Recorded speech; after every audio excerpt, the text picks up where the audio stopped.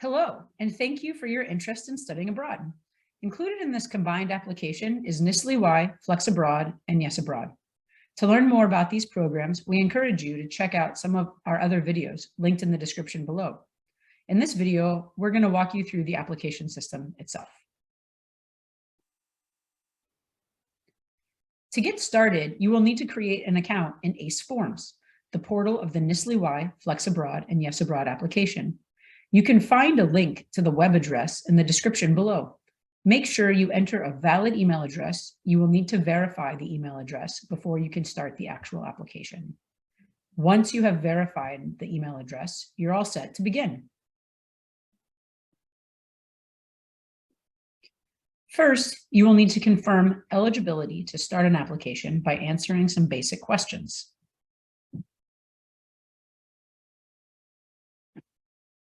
Now it's time to start your application. In this first section, you will confirm your basic eligibility again. You will also select which of the programs you are interested in applying for. Don't worry, you can change this information later if you decide you want to apply for more programs. Note that the NSLI summer and the academic year programs have different birth date ranges. Once you enter your birthday, a notice will pop up showing you which of the programs you are eligible for. Once you confirm that you are eligible, you will be directed to the rest of the application. There are multiple sections of the application, and you can browse through them by clicking on each section independently. The first 16 sections of the application are shared sections. That means that if you want to apply to one program, two, or all three, you only need to fill out this information once. In sections 2 through 4, you can get an idea of the required application components, program features, timeline, what materials are required for each application, and how to use the application.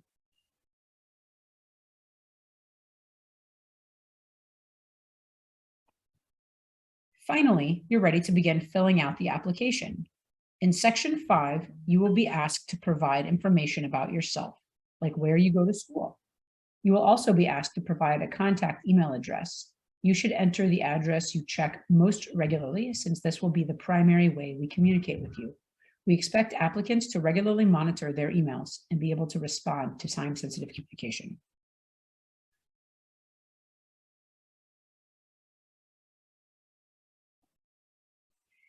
Here in section 6, you can find additional eligibility requirements that you will need to review and certify. Click on the eligibility policy linked in the text at the top of the application if you have any questions about the eligibility requirements.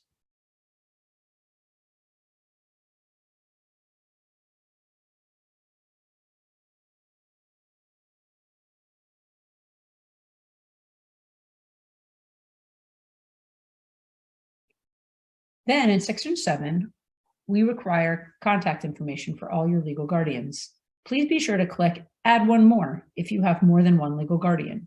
Each legal guardian listed in your application must sign the terms and conditions, which you'll find later in the application. For anyone else living in home, adding this information is optional.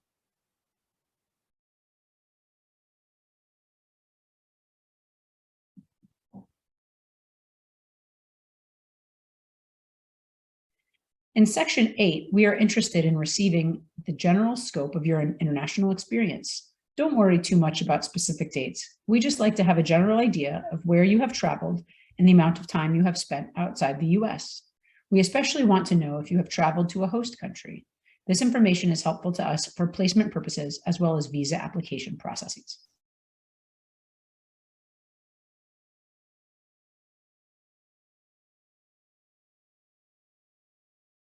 In sections 9 to 11, you can share what you do outside the classroom. In each category, like activities, hobbies, or internships, you can list up to 7 activities or experiences. Don't worry if you don't have a list of 7 or any information to fill out in the categories. We don't have a minimum number of requirements or an expectation about this. We just want to know what you do when you're not in school.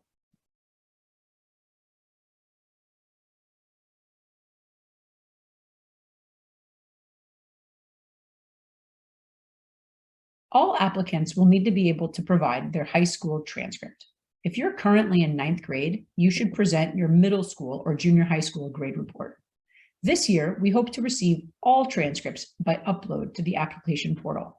Applicants should receive a transcript from a school official or online portal and upload this themselves.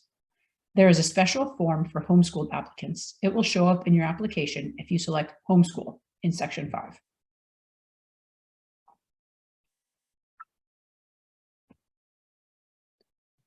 Next, on to the rules. Be sure to read the terms and conditions with your parents or legal guardians. The last page is where you and all legal guardians must sign. Once you have signed the last page, you should upload that one page to the application portal here.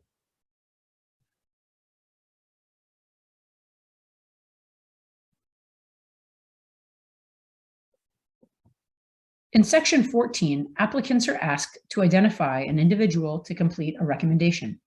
This individual should be an adult who the applicant has worked with in the past 2 years, who can attest to the student's personal qualities and characteristics, as well as their motivation for applying to an exchange program. The recommendation does not need to come from a teacher. Acceptable recommenders could be counselors, employers, coaches, youth organization leaders, or someone else. Applicants will need to obtain the recommender's email address. There is an informational form for your recommender located here. Please download this and send it to them. Once you put in the email address, click Save Changes. A button will appear that says Request a Recommendation. Click this button and then an email will be sent directly to your recommender with a link to submit a recommendation. You can view the status of your recommendation even after you have submitted your application. It is the applicant's responsibility to ensure that their recommendation has been received.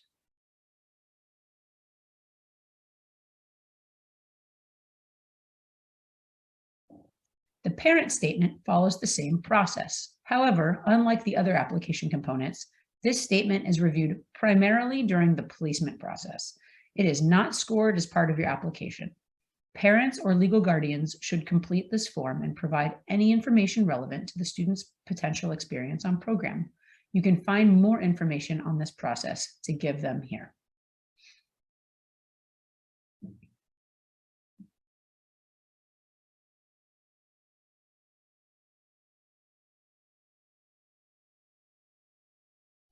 Applicants for all 3 exchange programs must prepare a self-introduction to their host family and instructors.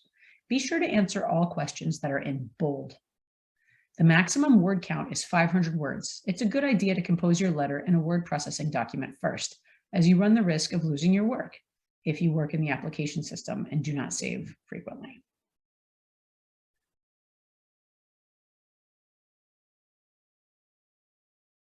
Section 17 is where the application starts to differ based on which program you have decided to apply for. NSLI summer applicants must complete Essay 1. If summer is your only preference and you are not applying for Flex Abroad or Yes Abroad, you should select I am only applying for NSLI summer in Essay 2.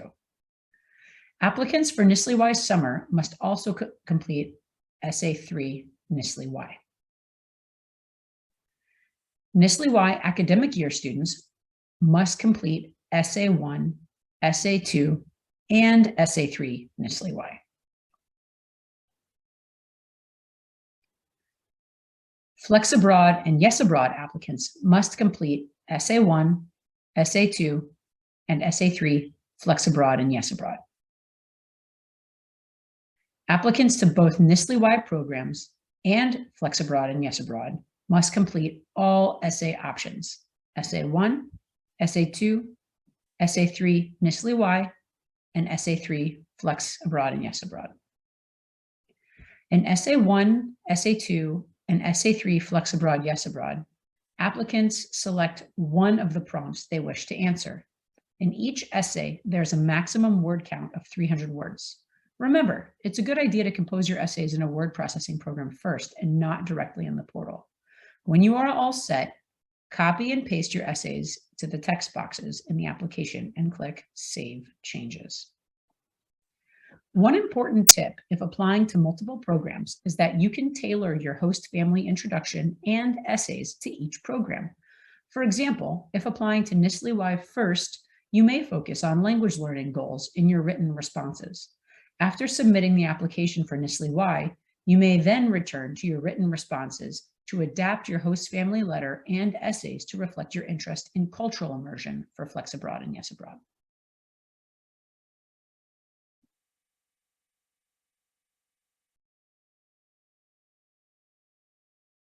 For all program applications, students should indicate their history of language study. Program staff are interested in understanding your foreign language experience, which languages you have studied or have experience with, and the nature of that experience.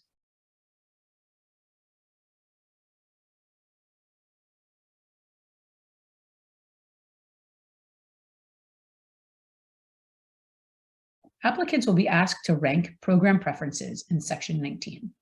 For Flex Abroad and Yes Abroad, applicants may rank their host country preferences. Applicants can indicate if they are open to any Flex or Yes Abroad host country. Your rankings are not evaluated, but this information is useful for program staff in the placement process. Remember, for Flex Abroad and Yes Abroad, you must apply to the program, not a specific country. Finalists are placed in a host country based on a number of factors, including age and grade eligibility, your rankings, and a number of other factors. NSLI applicants can list up to 2 language and duration preferences. However, they are not able to list any host country preferences. So for example, if an applicant applies for an Arabic program, they could be placed in either Jordan or Morocco.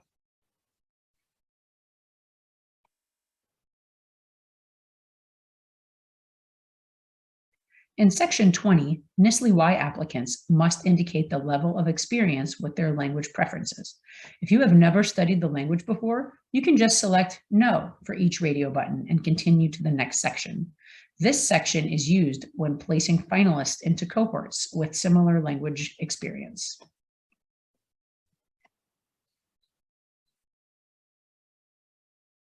NSLI applicants will also be asked to share if they have previously participated in a NSLI program. Alumni of a summer program are only eligible to apply for an academic year program. Alumni of virtual programs are eligible for a summer and academic year program.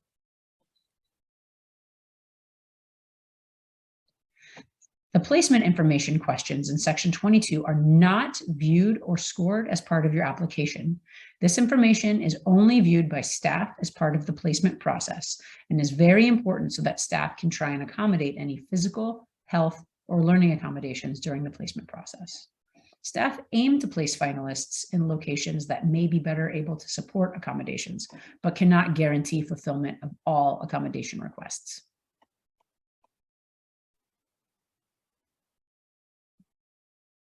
The final section of the application is demographic information and completely optional and not viewed by anyone during the evaluation, selection, or placement processes. This information helps us better understand how we can reach a diverse applicant pool. You can choose to answer these questions or skip this section, but your answers help improve the programs and show us where we can do a better job of promoting these opportunities.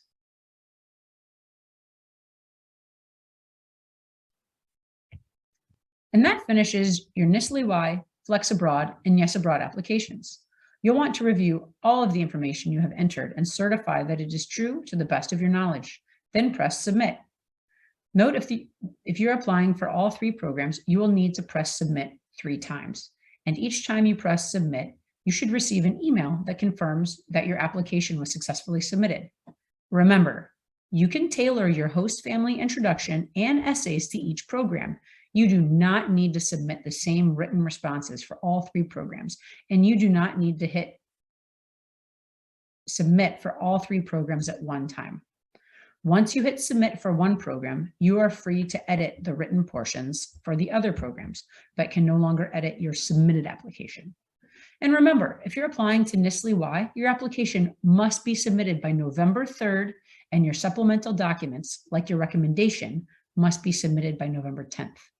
If you are only applying for Flex Abroad or Yes Abroad, your application must be submitted by December 7th and supporting materials by December 14th.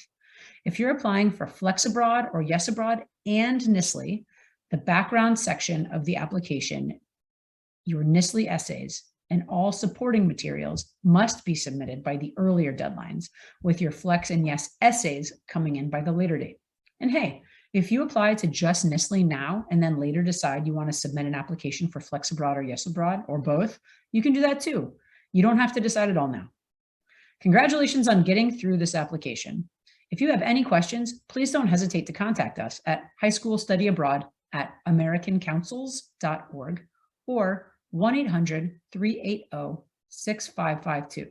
We're on hand to chat Monday through Friday, 9 a.m. to 5 p.m. Eastern Time. Thank you.